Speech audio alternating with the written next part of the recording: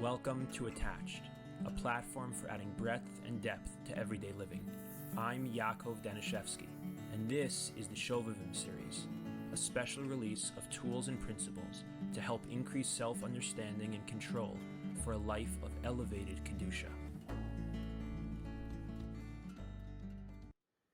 We spoke about this four-part cycle that happens for most people when they engage in a behavior that they don't want to do, but they find themselves repeating. And so the four stages we spoke about are preoccupation, and that's what we spent the past few videos talking about when a person is caught in a thought loop and obsessively ruminating and preoccupied by a specific thought, a specific urge, and a desire. And then there's the ritualization stage, which is when a person starts to inch closer and closer to that behavior. And then the compulsive behavior, so that's kind of that quantum leap to now fully engage in the behavior. And then lastly, the despair, which follows the compulsive behavior, which then brings a person back to the beginning of the cycle, to the preoccupation. So, like I said, we spoke the past few videos about the preoccupation stage. I want to talk a little bit in this video about the ritualization. So as we described a few videos ago, ritualization means when a person in their mind, they know they don't want to do that final behavior, or a part of them knows that, while obviously a part of them does want to do that final behavior, but a part of them does not. And so in their mind, they're not just going to go straight to that behavior because there's this part of them that says, no, I don't want to do this. And they have enough awareness and enough consciousness and enough self-control, let's say, to say that I'm not just going to go do that. So instead what happens is that the person starts inching closer, and each step of the way of inching closer, they start to push past a certain barrier and then another certain barrier, and that's a slow build, which eventually brings them to that tipping point where there's that quantum leap. So in the ritualization stage, one of the things that can be really helpful to realize is that along with the continued behaviors of inching closer and closer towards the actual final behavior, along the way with those behaviors, there is almost always a thought process that goes along with that. And the thought process is almost always a version of some sort of rationalization.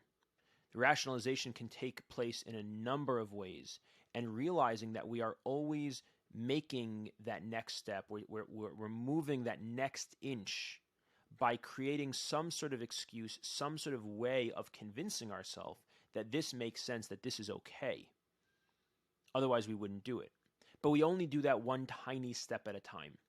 So realizing the thought processes that we have, the rationalizations that live in our minds can be very helpful, because if we're more aware of them, if we can notice them and we can name them and we can see them for what they are ways of justifying my taking another inch and then justifying again another inch. So what I want to do in this video is I want to explain to you I want to describe to you some of the typical categories of the types of rationalizations, the types of ways that we justify that next inch and then that next inch. So there are a number of different general categories, and what would be really valuable would be for you to think about, what is my particular version of this? What is the most common one for me? So here are some of the typical types of rationalizations. So one is rationalizing, or otherwise put, intellectualizing. And what I mean by that, those two could be slightly different, but to put them into a broader category, what I mean by that is, for example, somebody who says to themselves, this isn't so bad for me, right? This is actually, there's good reason to do this next step. I know a lot of people say it's bad, and I know that, there's a lot of people who look down on this, but there's no reason for me not to be able to do that. It's not a problem for me. I come up with a way of explaining to myself that it's actually not a problem. That's the rationalizing and the intellectualizing. I come up with a way of explaining that for me, this actually makes sense. For me, I actually have the self-control, or for me, this is actually a valuable type of thing to do. Whatever that next inch is, I rationalize it and I intellectualize it. Another very common form of rationalization is minimizing. So it's not that I'm explaining to myself that for me it's good or for me it makes sense, but it's that I'm minimizing the thing to begin with. Oh, this is nothing. Oh, you should see what my friend is doing. Or if you saw what this other guy at the conference is doing, or if you knew what, these other people are doing, what I hear other people do, or what I know someone does, compared to that, what I'm doing is nothing. Or compared to what I once did, this is nothing. So I minimize it by engaging in comparison and contrasting it to other people who are worse, and I justify my own behaviors by minimizing the significance of it. Another form of minimizing doesn't have to be by way of comparison. It can just be minimizing. It's only once in a while, or this is just another, this is just tiny. This is not something significant, right? And so I minimize the level of what's going on. Another form is uniqueness.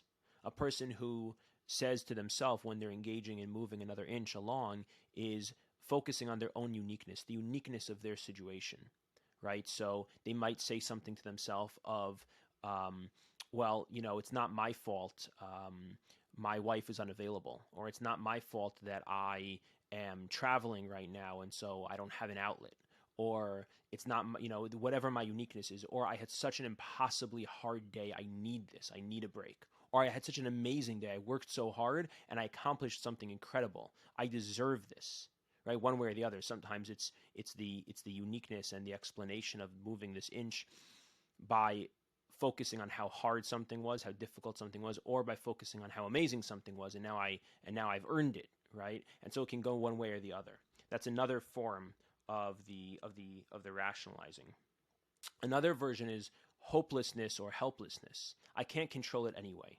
There's no way that I'm going to actually overcome this. There's no way that I could actually deal with this. I have no ability. I have no hope. There's nothing I can do. And when I say that to myself, so again, I have another justification of moving forward.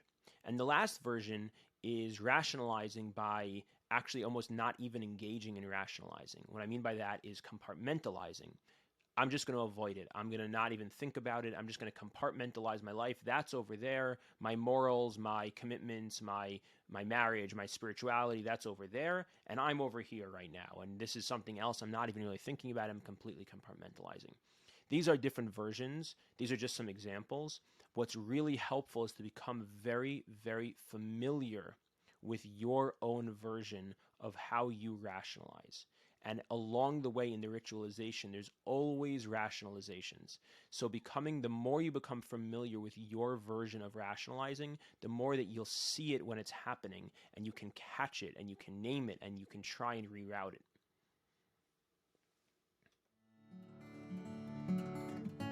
Thank you so much for listening. If you enjoyed this, please follow us on WhatsApp, YouTube, or Instagram. All our podcast series can be found wherever you listen to podcasts. I'd love to hear from you, so please reach out with questions, comments, or suggestions, or to be added to our WhatsApp groups. You can reach us through email using Yakov, YAKOV, .attached@gmail.com, or on WhatsApp at 773-888-2413.